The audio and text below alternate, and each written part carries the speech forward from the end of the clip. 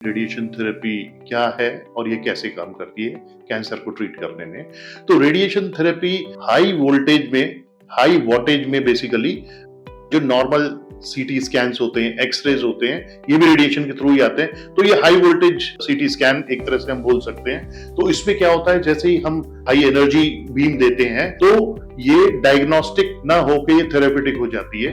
जो ये rapidly dividing cells होते हैं उसको मारते हैं, जो कि कैंसर सेल्स होते ही हैं, तो उसको मारना शुरू कर देती है और ये डीएनए को डैमेज करके उस तरह से एक्ट करती है। तो बेसिकली रेडिएशन कुछ जैसे कि बेसिकली फोटोन एक इलेक्ट्रोमैग्नेटिक वेव्स होते हैं जो कि यूजुअली हम यूज करते हैं, पर इसके अलावा हम हैवी पार्टिकल्स भी यूज करते हैं। लाइक आजकल कार्बन हो गया, प्रोटॉन्स हो गए, इलेक्ट्रॉन्स हो गए, तो इससे भी हम ट्रीट कर सकते हैं। अब इलेक्ट्रॉन में फायदा ये होता है कि जो सुपरफिशियल ट्यूमर्स होते हैं उनको हम इलेक्ट्रॉन से ट्रीट करते हैं, और जो ट्यूमर डीप सीटेड होते हैं उनको अमूमन हम फोटोन से ट्रीट करते हैं। और जो ट्यूमर्स क्रिटिकल ऑर्गन्स के पास होते हैं जिनको हमें रेडिएशन नहीं देना है, जैसे ब्रेन में कुछ क्रिटिकल ऑर्गन्स होते हैं, जैसे कि आई हो गया, आई के पास कोई ट्यूमर है तो उसमें, या पोस्टीरियर फोसा ट्यूमर है तो उसमें हम प्रोटॉन्स का भी यूज करते हैं। उसका फायदा ये होता है कि उसमें एक टेक्निकल टर्म होता है ब्रैग पीक, तो ब्रैग पीक का हम एडवांटेज लेते हैं। फायदा ये होता है कि जैसे ही हम प्रोटॉन से ट्रीट करेंगे तो उसका बड़ा